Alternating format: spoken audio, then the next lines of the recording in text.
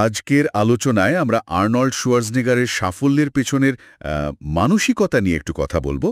তো আমরা বোঝার চেষ্টা করব কিভাবে তিনি তার লক্ষ্যগুলো অর্জন করেছিলেন, বিশেষ করে তার দুটো নীতি নিয়ে কথা বলবো, একটা স্পষ্ট ভিশন থাকা আর সমালোচকদের কথায় কান না দেওয়া। হ্যাঁ, আর শুধু নীতিগুলো কি তা নয়, বরং আর্নল্ডের জীবনে সেগুলো কিভাবে কাজ করেছে আর আমাদের নিজেদের জীবনেও কতটা কাজে লাগতে পারে সেটাই আসল আলোচনার বিষয়। মানে দেখুন, আর্নল্ডের সাফল্য তো শুধু তার কাজের ফল নয়, তার মানসিকতারও একটা বড় ভূমিকা আছে। একদম। তাহলে শুরু করা যাক তার প্রথম নীতিটা দিয়ে, মানে একটা লক্ষ্য বা ভিশন থাকা। আর্নল্ড তো বলেছেন, লক্ষ্য না থাকলে জীবনটা শুধু ভেসে বেড়ানো আর কি। এটা তো প্রায়ই শোনা যায়, কিন্তু আর্নল্ডের ক্ষেত্রে এর গভীরতাটা ছিল অন্যরকম। ভাবুন একবার, দ্বিতীয় বিশ্বযুদ্ধের পর অস্ট্রিয়ায় বেড়ে ওঠা একটা ছেলে, সে কিনা আমেরিকায় যাওয়ার স্বপ্ন দেখছে, সেটাও আবার বডি বিল্ডিং করে। ঠিক, আর শুধু স্বপ্ন দেখাই না, সেই স্বপ্নটাকে একদম স্পষ্ট করে দেখা।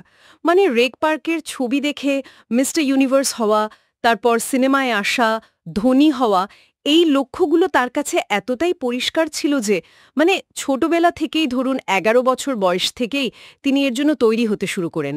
এই যে একটা স্পষ্ট ধারণা, এটাই তাকে চালিয়ে নিয়ে গেছে। এটা দারুণ একটা পয়েন্ট।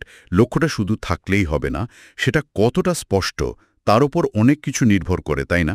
আর্নল্ড যেমন বলছিলেন, যখন লক্ষ্যটা এমন স্বাদ থাকে তখন নাকি কঠিন পরিশ্রমও ভালো লাগে।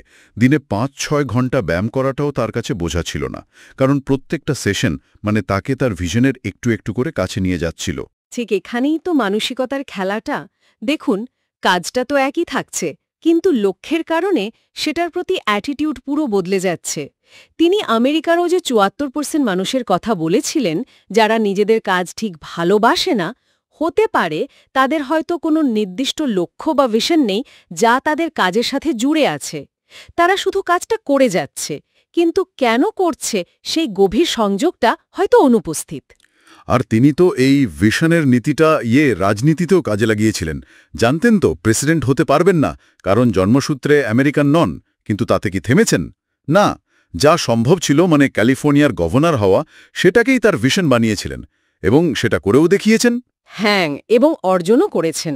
আর এখান থেকেই তো তার দ্বিতীয় নীতিটাও চলে আসে, তাই না? হ্যাঁ, ওই যে লোকে কি বলল তাতে কান্না দেওয়া। একদম।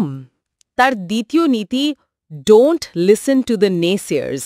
মানে যারা না বলে বা বলে এটা সম্ভব না, তাদের কথা একদম শোনা যাবে না। আর্নল্ডের জন্য এটা শুধু সমালোচকদের উপেক্ষা করা ছিল না, এটা ছিল একরকম নেগেটিভিটিকে পজিটিভ এনার্জিতে বদলে ফেলা। যখনই কেউ বলতো এটা অসম্ভব, তিনি শুনতেন এটা সম্ভব আর তুমিই করে দেখাবে। কিন্তু এটা বলা যত সহজ, করা তো ততটাই কঠিন নিশ্চয়ই।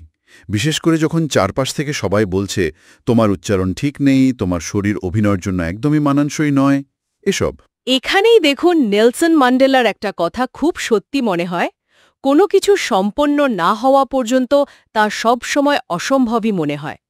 আর্নল্ড আসলে সেই মানুষটা হতে চেয়েছিলেন যিনি কাজটা করে দেখান। তবে শুধু উপেক্ষা করলেই তো হয় না, এর জন্য দরকার ছিল অসম্ভব মানসিক জোর আর কঠোর পরিশ্রম, সমালোচকদের ভুল প্রমাণের একটা জেদ। তিনি ইংলিশ শিখেছেন, অ্যাকসেন্ট ঠিক করার জন্য ক্লাস করেছেন, অভিনয় শিখেছেন, অনেক খেটেছেন। আর তার ফল, যা তার দুর্বলতা হিসেবে লোকে দেখছিল, সেগুলোই তার শক্তি হয়ে দাঁড়ালো। কনান দ্য বারবেরিয়ান সিনেমায় তো তার ওই শরীরটাই প্রধান আকর্ষণ হলো। পরিচালক তো বলেই ফেলেছিলেন, আর্নল্ড না থাকলে এমন শরীর আমাদের বানাতে হতো। ভাবা যায়? ঠিক। এবং টার্মিনেটর সিনেমায় তার ওই যান্ত্রিক অ্যাকসেন্ট, যেটা নিয়ে এত কথা, জেমস ক্যামেরন তো বললেন ওই অ্যাকসেন্টটাই চরিত্রটার জন্য একদম নিখুঁত ছিল। ওটা ছাড়া নাকি সিনেমাটাই এমন হতো না। তিনি কার্যত তার ওই সমালোচিত দিকগুলোকেই তার ইউএসপি বানিয়ে ফেলেছিলেন। এটা কিন্তু শুধু সমালোচকদের উপেক্ষা করা নয়, এটা হলো নিজের তথাকথিত দুর্বলতাকে একটা স্ট্র্যাটেজি হিসেবে ব্যবহার করা। সত্যি অসাধারণ। তাহলে সব মিলিয়ে আর্নল্ডের এই দুটো নীতি থেকে মূল শিক্ষাটা কি দাঁড়ালো? মূল শিক্ষাটা হল, প্রথমত, একটা শক্তিশালী একদম পরিষ্কার ভিশন থাকাটা সাফল্যের জন্য অপরিহার্য। এটা শুধু পথ দেখায় না, কঠিন সময়েও মোটিভেশন দেয়।